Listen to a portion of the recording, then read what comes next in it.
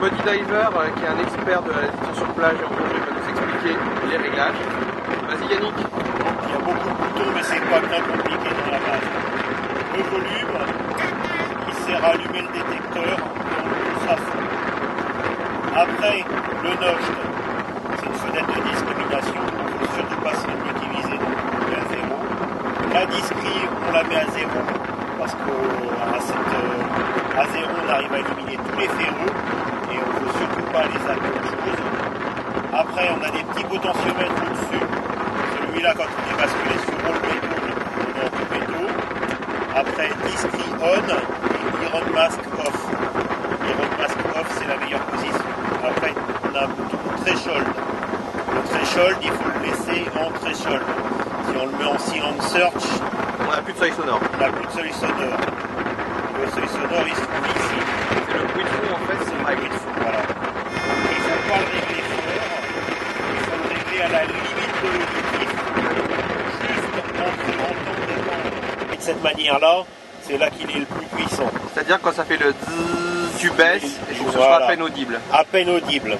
Juste léger, et là vous avez un détecteur qui est extrêmement puissant. Pareil sur les inductions poussées, sur tous les gros détecteurs et bons détecteurs, on a un réglage du seuil sonore. Ouais, sur les Golden Mass par exemple, les réglages du seuil sonore. Et après, on a 2 bandes pour que vous puissiez prospecter avec un autre détecteur de cette gamme de fréquence et choisir bande 1 ou bande 2. Pour pas se parasiter, d'accord. Voilà. Là, tout ce qui est gris, c'est quand vous passez en all metal. Donc soit vous êtes en track, ça veut dire que ça piste automatiquement, soit en fixe, soit en ping-pong. Tu mets en fixe. Fixe ou track. Fixe ou track. Track, hein. Fixe, c'est que ton réglage d'effet de sol, le BBS, il va être quasiment bloqué ou plus ou moins. Et en track, tu vas le chercher automatiquement. Ok, nickel.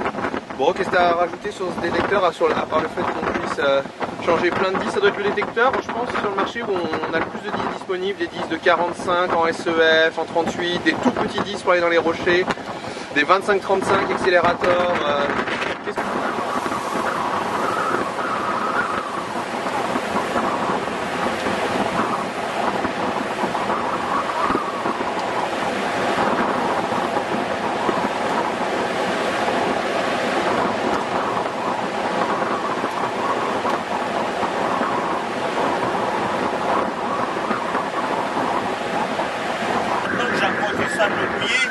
Je m'aperçois que j'ai oublié de vous dire quelque chose.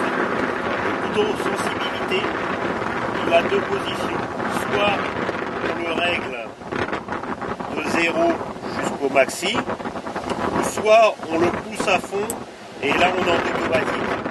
Pour les débutants, on reste en automatique. L'automatique, c'est plus simple de rester pour les débutants, parce que sinon on va avoir pas mal de variations.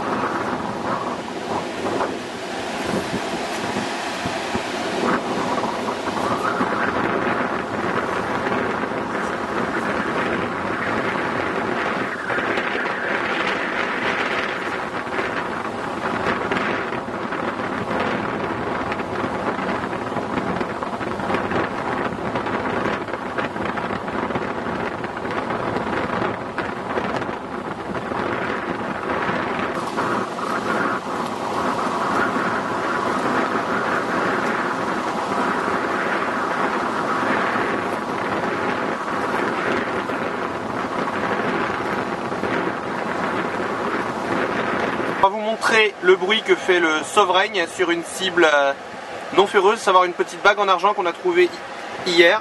Hop, elle est là, vous la voyez. Alors on y va. Alors vous entendez que le bruit est régulier de chaque côté. Il est long, ce qui permet de cibler facilement. Très aigu. Il faut savoir que sur certains papiers d'alu et sur l'or, le bruit est beaucoup plus grave que ça. Donc certains vont se dire oui, on ne creuse pas sur le grave. Non, non, non, c'est faux. Parce que si vous ne creusez pas sur le grave, vous éliminerez quelques papiers d'alu, mais d'un autre côté, vous perdrez tous les petits bijoux en or. Voilà. Maintenant, on va vous montrer Ferreux. alors, le ferreux. Et on a le coupure du seuil sonore. On a mis, pour simuler le ferreux, une petite pièce de 1 centime d'euro qui a un cœur en fer et un petit peu de cuivre. Donc là, on n'a pas de bruit.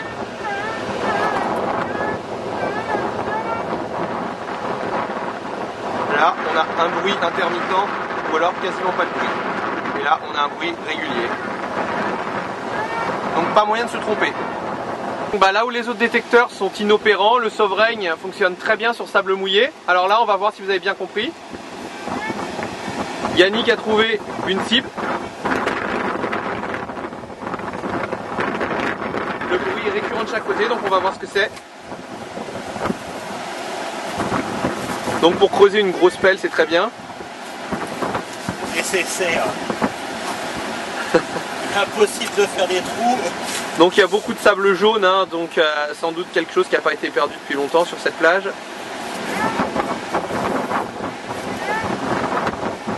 Ah, c'est plus profond que prévu, ou alors on est à côté. Bon, quand on est sur la plage et qu'on commence à creuser trop profond, ça peut être un gros ferreux. Mais là, c'est pas le cas.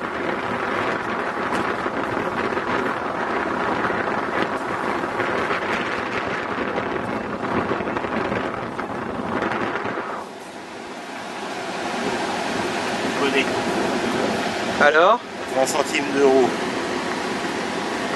20 centimes d'euros, ah bah c'est non ferreux, donc c'est bon. Bon bah voilà. Au moins plus de 20 cm. Plus de 20 cm. Et là où les autres détecteurs n'auraient pas fonctionné vu que c'est du sable mouillé, c'est-à-dire que les autres détecteurs... Dans le sable noir même celle-là. Dans le sable noir, ah oui, regardez. Donc là c'était bien. Les autres détecteurs ne passent pas à cause du mélange sel et eau. Le sauve-règne, lui, comme l'Excalibur, comme l'Itrac ou comme les CZ de Fischer, et bah il passe. Donc bah voilà. Une belle démonstration, donc on rebouche son trou, hein. Et puis bah voilà.